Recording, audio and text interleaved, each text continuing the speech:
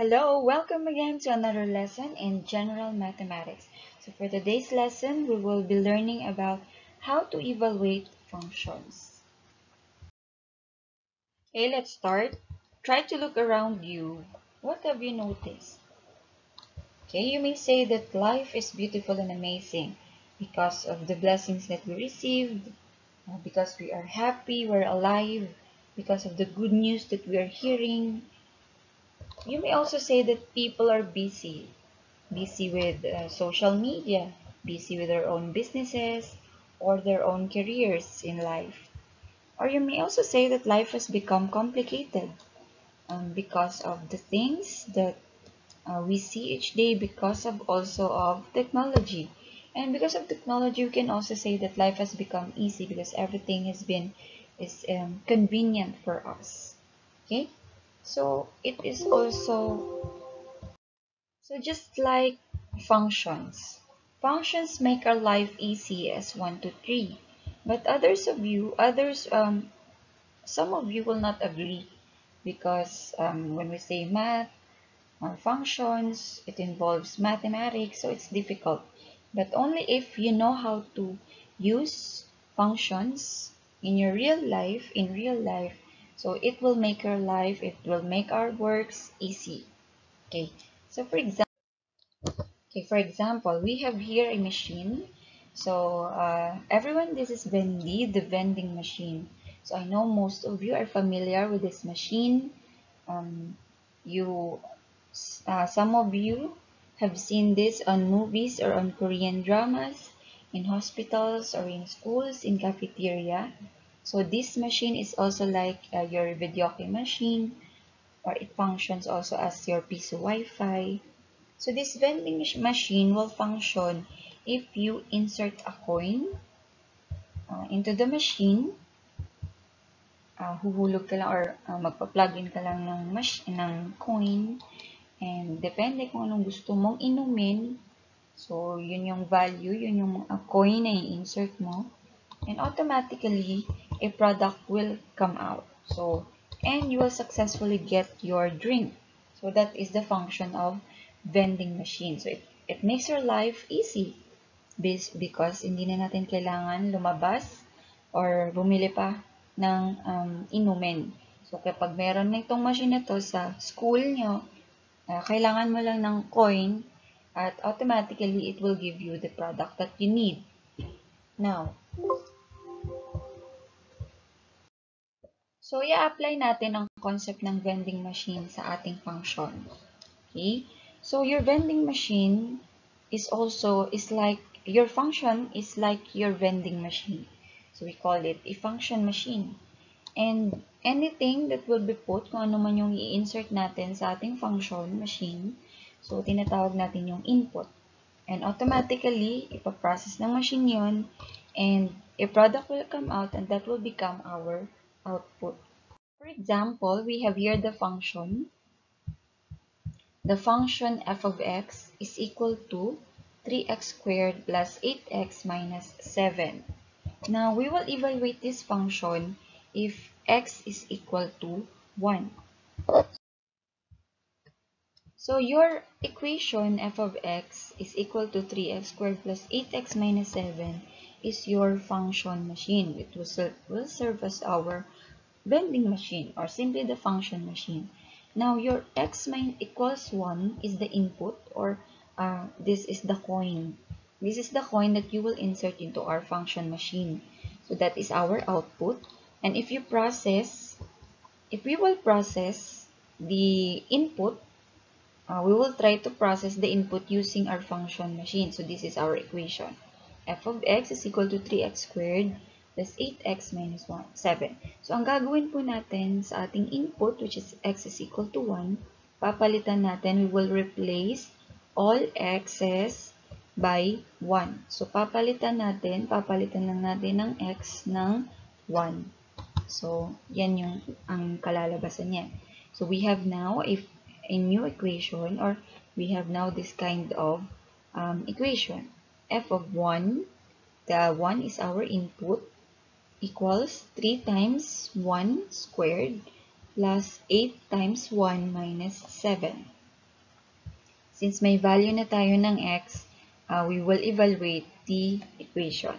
So, unahin, following your PEMDAS rule.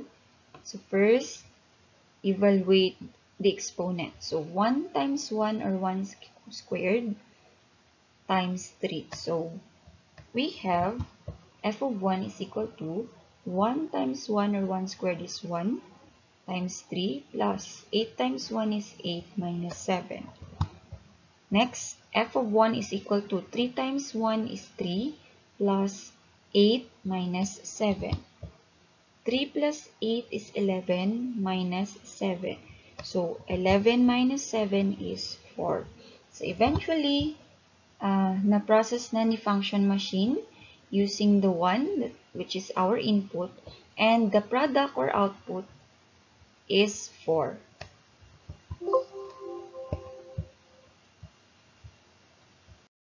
So, going back to our example, so this is the function machine. Itong ginamit natin.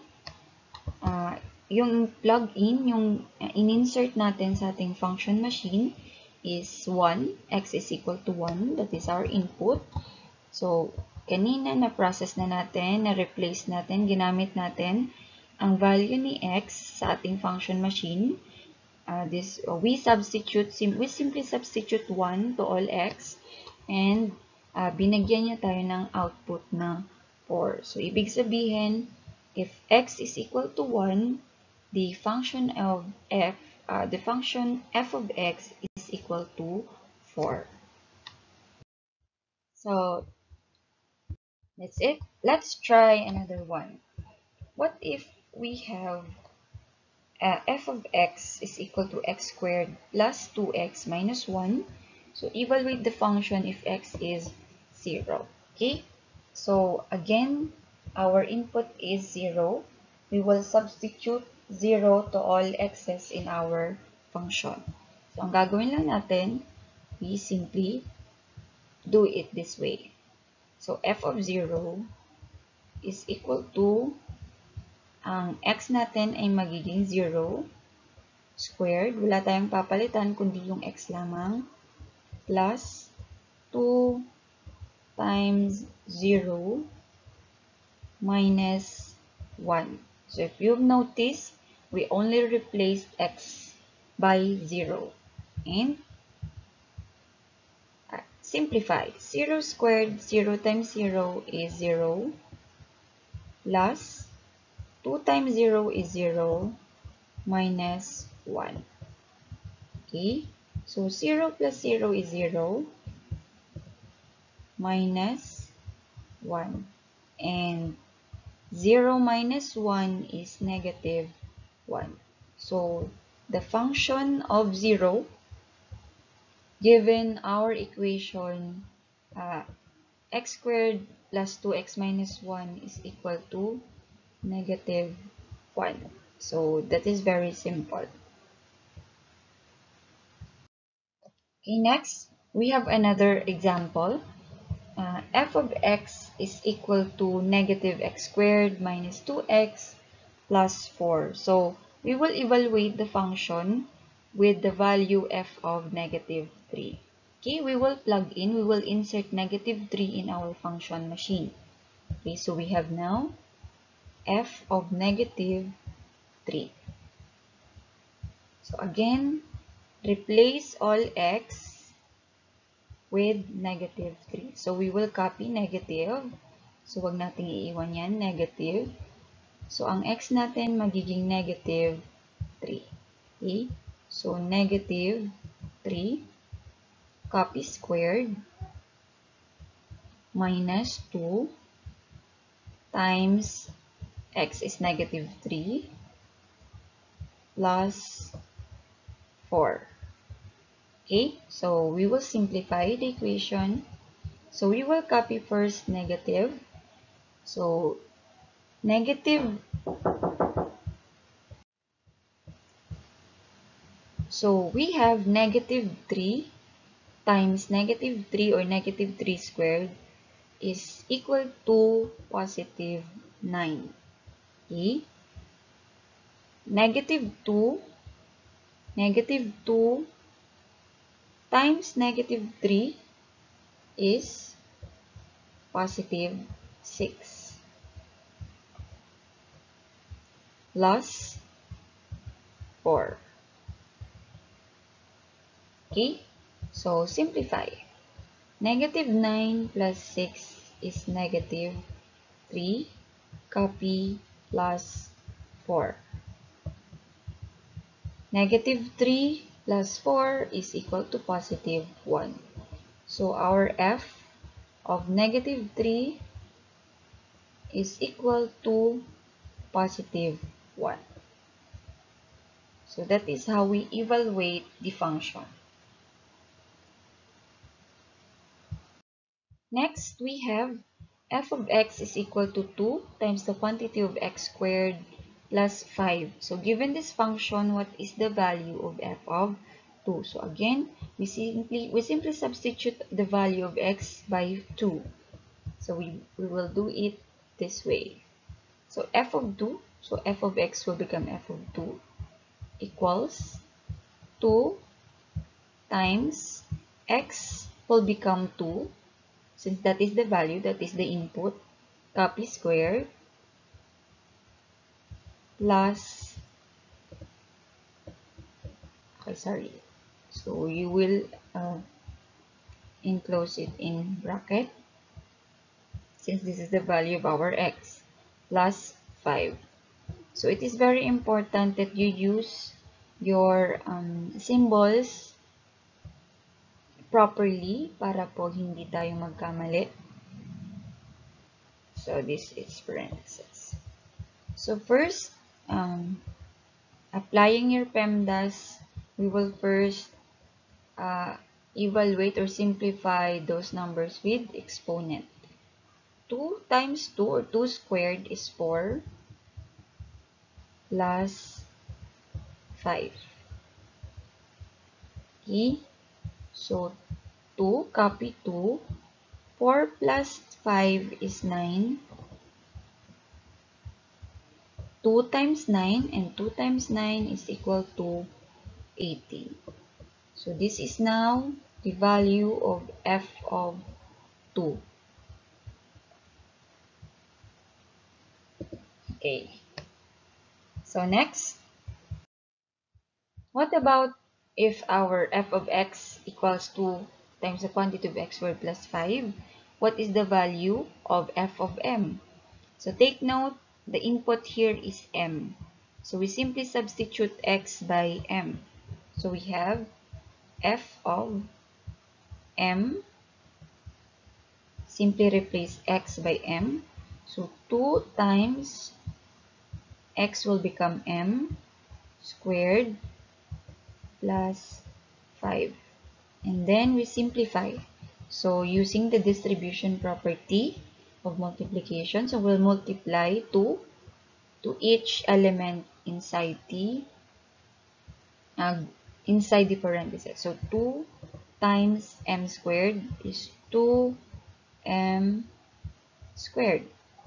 And 2 times positive 5, sorry, 2 times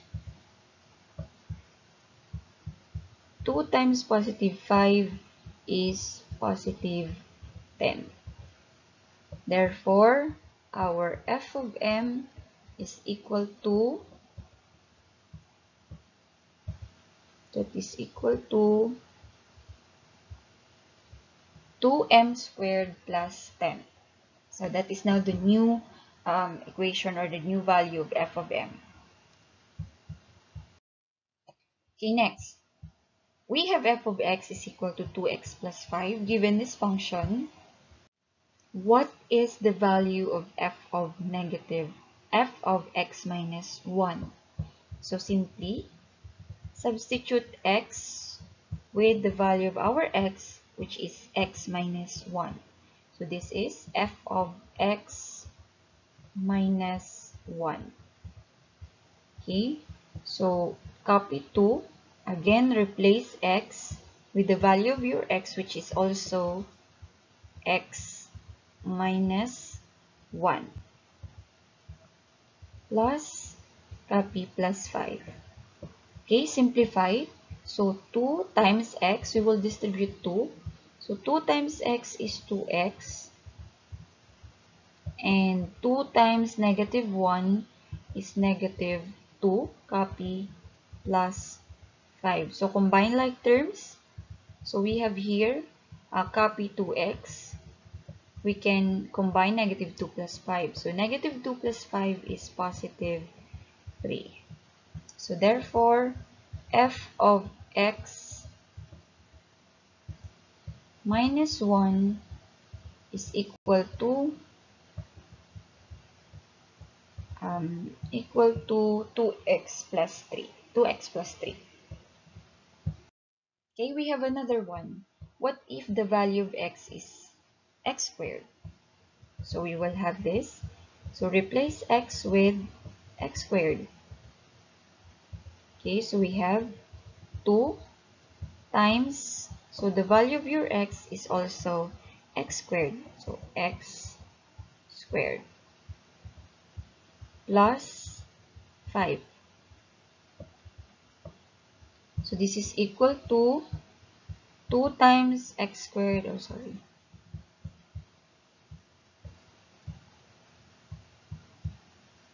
So this is x squared. 2 times x squared is 2x squared. Copy plus 5. So take note that 2 is only distributed to x squared but not to 5. Okay?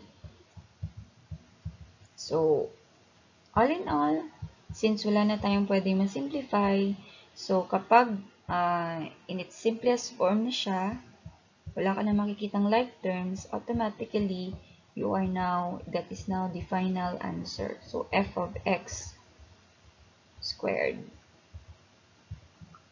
So, this is now the final answer. Okay? Okay, next, we have a problem. The profit made by a manufacturing company producing bags is given by the function of f of x equals 3x plus 250, where x is the number of bags sold. How much is the profit of the company if they sold 300 pieces of bags? How many bags are produced if they have a profit of 2014 pesos? So in this problem, we will apply evaluating functions in a given problem. Okay, so first we will have to identify the variables used in our problem. So we have here x. X denotes the number of bags sold. And we also have the f of x, which is the function of profit made by the company in producing bags. So notice that we have two questions in the problem. So first, let's answer the first question. Okay, this is number 1. So in our first question, how much is the profit of the company if they sold 300 pieces of bags?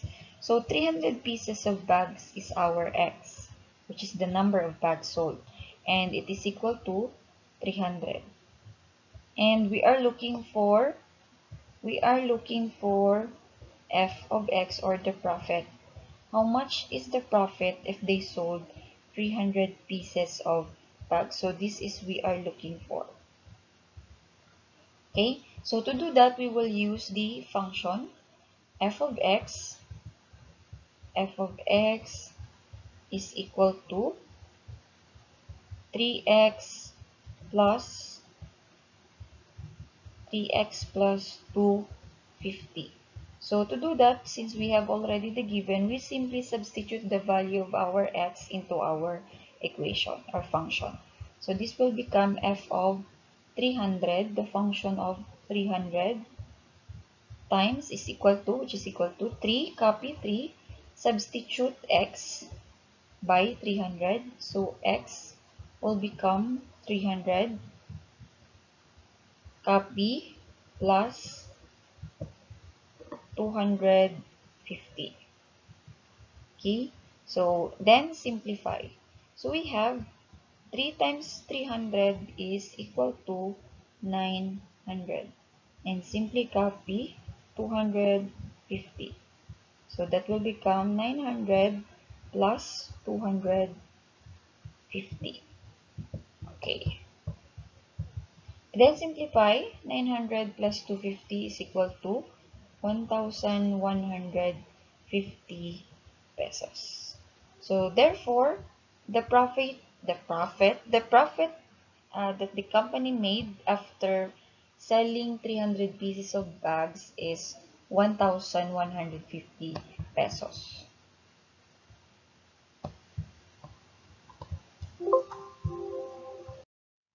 So in our next question, so the next question was, how many bags are produced if they have profit of 2,000 pesos and 2,014 pesos?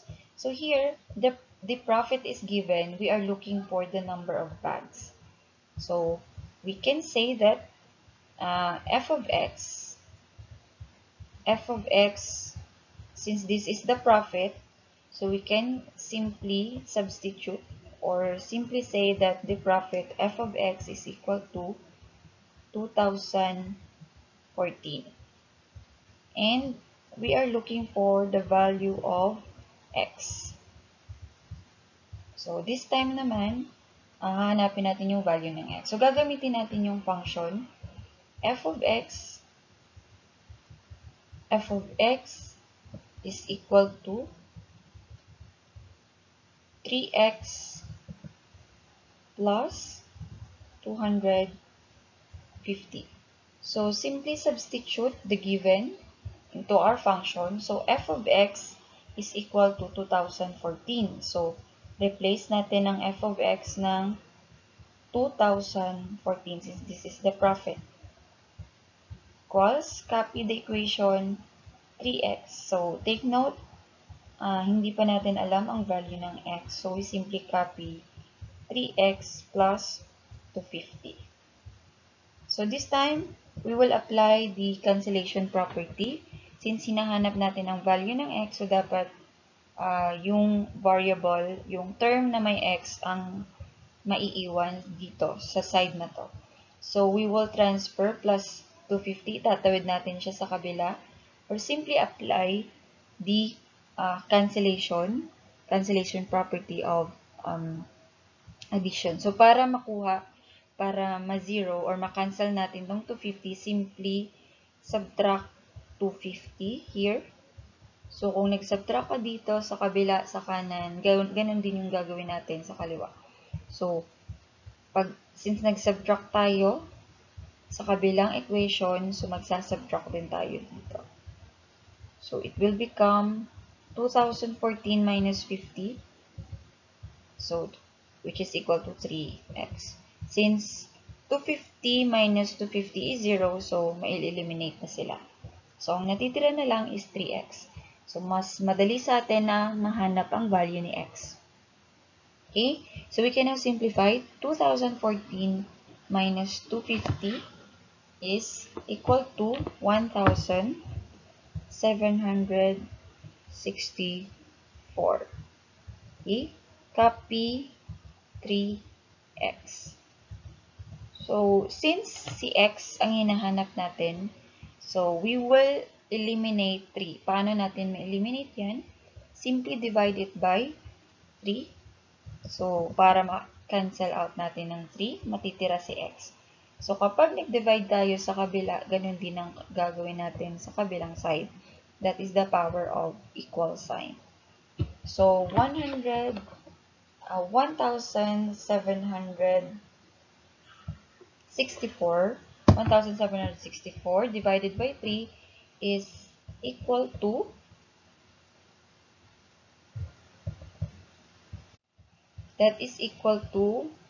588. So that is now the value of our x. So this is x. So we can say that if 2014 yung profit na nagain nila, ibig sabihin, yung bilang ng bags na nabenta nila is 588. So, ganun lang po kasimple kung paano ma-solve ang problem na to using functions. So, see, functions make our works easier. Okay, so that's all for today's video. Thank you for listening. Thank you for watching. You did a great job today. So see you again on another lesson in general mathematics.